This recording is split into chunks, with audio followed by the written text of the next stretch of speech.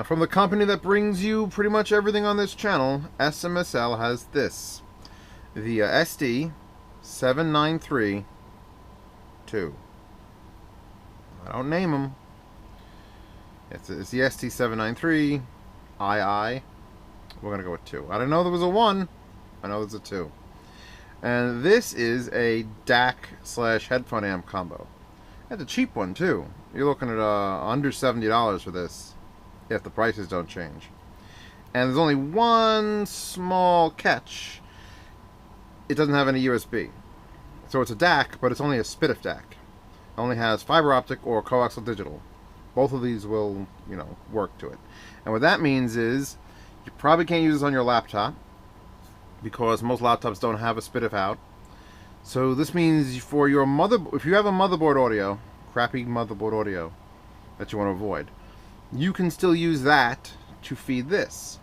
You plug a fiber optic cable, or you plug a orange coaxial digital cable in. It's just a simple RCA. You put it in here, and then you tell it, I have stereo. You max your volumes, and then you have your DAC and headphone amp. And that's an important part of this, because it's a good headphone amp. It's not like the Behringer DAC where it's RCA outs and then the really crappy little thing. This is a severe headphone amp. Here's the power supply for it. 9 volt, 1.3 amp. 1/4 inch input for the headphones. Excellent. Source select switch. So if you use fiber optic for something and coaxial digital for something else, game console, cable box, something like that, you have 2. So it is sort of a preamp. It's very specific, but there you go. Let's plug this in. I again braided the wire. And the line outs, here's the SA50 hooked up to my Amodiva speakers, and we're going to plug those in. Now, one of the reasons I picked this up and recommended it to my friend Cheese, who lives in South Dakota, a very, very sad existence in South Dakota, and I helped him buy this for his birthday. This is his birthday gift. I'm going to torture it a little bit. Amps like this, speaker amps that we all know, that have a headphone jack in the front of them, like the Topping TP21, which if you haven't seen the review of that, go watch it because I shit all over it, don't exist under $100, and the ones that do exist around $100 usually have very weak amplifiers in them for speakers. The Topping VX1 that's out is only a 15 watt per channel amp. It's I forgot how much it was, $110, $115. So they're giving you LePi level, SA36 level performance for speakers, and it has a built-in DAC, which I can't verify the quality of, and so they don't exist. If you want an all-in-one that's speaker amp, headphone amp, DAC, you can get them. I'm not ready to recommend one yet, till I get super anal on a review with them. So for now, do yourself a favor, spend $60 plus on this, and spend $70 on this, and then put them both in your desk, and have the best of all worlds. Now, feeding this today is fiber optic coming from, well, let's just say that Behringer DAC. Let's pretend that's a shitty sound card. I'm gonna plug it in. Gotta turn this on. Look, a red LED and a green LED, and the green and red indicate, for some reason, that actually this one indicates if it's got a hookup to sound, which it does now. That's why this is red, and the green is indicating that it's got a hookup to sound, because when you hit that, it switches green and red. And if I had another input here, I had a coaxial digital input somewhere and pull out of my ass, that might show off better. But now it's plugged in, it's powered on. Let's try the speakers first. Am I playing music? No, I paused it. Whoa! Yeah, full 2 volt output, obviously, because we're powering it. It's not, you're not relying on USB power to power a headphone amp, and USB power to power the DAC outputs like you're on the little M2. This is a full 9 volt over an amp going into it, so it's going to handle that fine. That aspect of it. Alright. I'm going to lower that volume all the way down. And for headphone testing, I have this rig set up here because I've got a couple big reviews coming up. This JMA VA402 video switcher. It's a video switcher, so it's like standard RCA stuff. And I have a bunch of these RCA to female headphone 3.5mm adapters. And the input's going to be here, and I'm going to put it here. 1/4-inch adapter on that because I love 1/4-inch. And now I can pick and choose.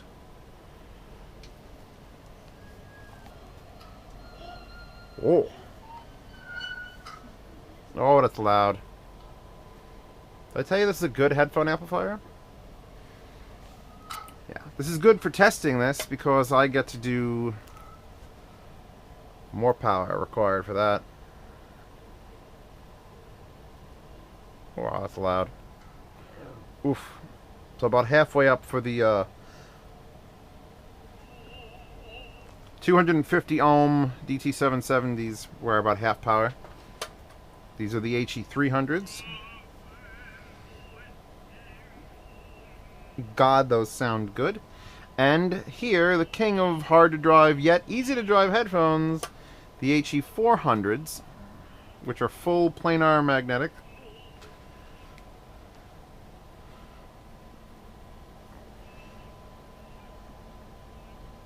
Man, those are clear. Now, shut that off for a second. Pop out. Can I pop out all the... Alright. So now, getting the HE400s up to a listenable amount of volume with slightly above half gain is a pretty good feat.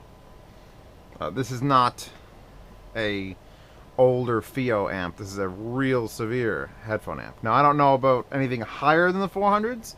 560s. The 6s, you'd probably, you know, if you're going to invest $1,300 in headphones, you may want to invest in more than a $60 headphone amp with a DAC built in. But now let's talk about the DAC, because you can definitely hear a difference in certain, like, there's shit DACs, then there's every other DAC you concern yourself with, and then there's just God tier DACs that have specs that you could read, and, you know, ODAC. That's it. Once you buy that, I don't care about any benchmark D1 that's got another decimal point of 0 before the distortion happens. So this sits right in that middle category of damn good, good enough, no one's going to be able to tell the difference. Shitty DACs, like the ones that come in onboard sounds, mostly older stuff.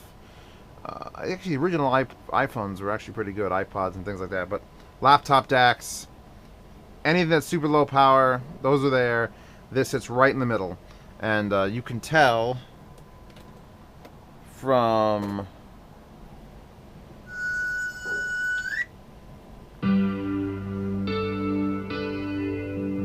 some of the defining characteristics of a good DAC are good channel separation, low noise floor. If you turn the volume way up, and just sit there in a quiet song, or even I have a track of silence for an hour. You just sit here listening. You don't hear any distortion. You don't hear any interference coming through it. You know, the slightest subtleties of gay just wash away. Just wash away. If you've ever plugged in a laptop and you hear, you move the mouse, it'll go away. This is how I make it go away. And my friend who's an obsessive asshole, I'll call him that. His name is The Yield, by the way, if you want to look him up. The .yield. I've had an argument with him for like the last 2 weeks about, no, you want fiber optic, because then there's no electrical interference coming from your thing, like USB carries power. And he's right in a little context that if you have really bad USB power, you could have the DAC will adopt that bad power, and it'll power with bad USB power, and it'll screw things up. That's fine. I can accept that it sometimes happens. But it's so rare nowadays. You know, you think if you're powering something with USB that it's just going to just take the raw 5 volts and throw your headphone amp into that. No, there's all sorts of cleaning circuits and power conditioners that are, they're very small, and they just keep things from spiking and dipping. That's fine. So, but if you are completely obsessive like he is, and you want light to carry it, well, here you go. By the way, this is an Amazon Basics wire that I bought him for this. And it's the nicest fiber optic cable I've ever used. It's got such a springy little rubber. It's so springy. Yeah, not like those other crap fiber optics, which I hate. I had one around here to hate. It better have run away. So, completely separate. You could buy a 40-foot fiber optic cable and put this in a completely separate room and power speakers and power headphones. If you have... Here's another thing about it being SPDIF input. If you're sitting in front of your television going, man, I wish I had headphones for this goddamn television that's 25 feet away. Buy a long-ass SPDIF cable, or if your TV has an output or your cable box has an output for fiber optic, for coaxial digital, run that cable around to your couch, put this son of a bitch next to your couch, plug in good headphones, and that's it. Oh, I want to watch the news at 2 a.m. blasting through some hi-fi-mans. You could just click it on, turn it up, and watch the news. Because any PCM SPDIF source will work on these. You could get a game console that outputs fiber optic. I know the PS3 did it, but I'm pretty sure the PS4s and PS1s have a digital audio output other than HDMI. You could buy this, and literally that's it. That's all you need. You could DAC your damn PlayStation. So you could sit there, buy one of these for speakers, buy one of these for headphones. You don't even need anything else.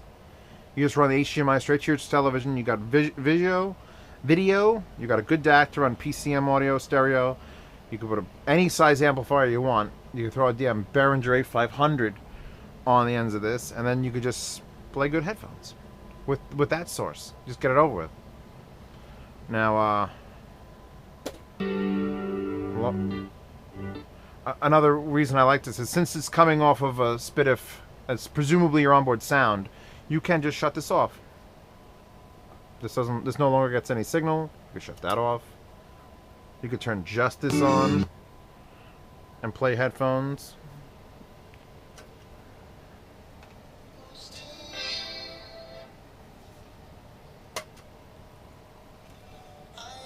Much quieter these are. Yeah. These are harder to drive headphones. These are harder to drive headphones. And I could probably blow them up. I don't want to blow them up. I'll blow up mine. Here you go. I own these, so I can blow these up. Wow, that's loud. Oh, that's way too loud. Yeah. So what else is there to say? This is a very specific need DAC. The only DAC other than this, if you want SPDIF, you're either going for a FIO D3, which is what, $25. You have only line outs. That's it. You have no features other than that. So for double the price, you get a very good headphone amp, a switcher, which actually that has a switcher too. And, you know, come on. Why would you... The D3 is really the FIO DAC, and that is not very good. I recommend it if you need it. If you absolutely need it for your television, fine. I don't care. If you're doing critical headphone listening, don't cheap out on that. The only other DAC that I have that can do a SPDIF input, which is only fiber optic, not coaxial fiber, is the Audio Engine D1, and that son of a bitch is $170, and it's USB powered. So it's great and it's bad because it costs so damn much, and then you have to power it with USB, so you can't just do what I said unless you got a USB adapter, and it's a mess. So it's hard to believe that this review with all these expensive things here is for this little $60 DAC / headphone amp, but it is. I have a whole post up. I separated DACs and headphone amps into their own recommendations post because they're just gonna... I could see it coming, and I could see the flood coming of requests and reviews, and I want to be prepared for it.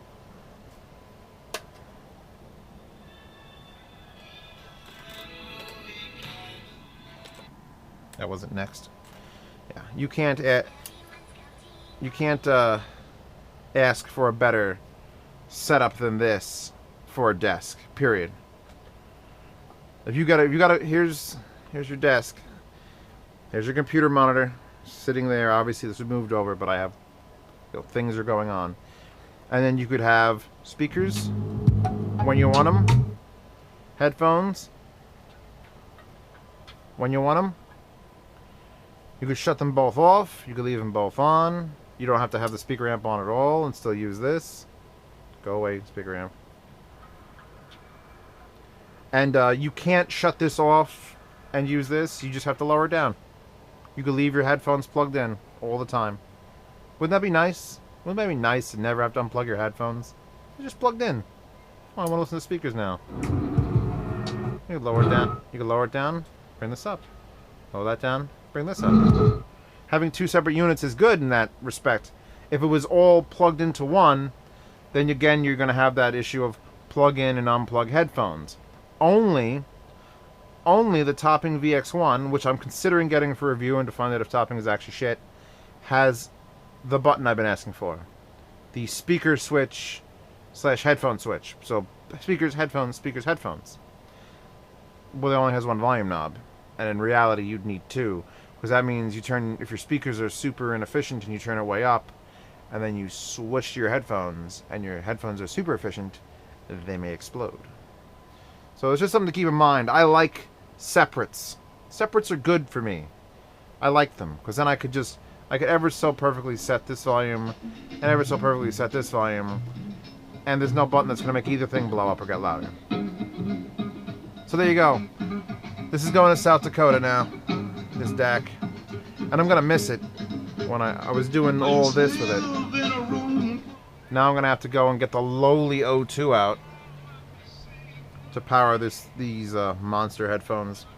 Well, Brainwaves are the least monster headphone ever. They just accept. They accept all things.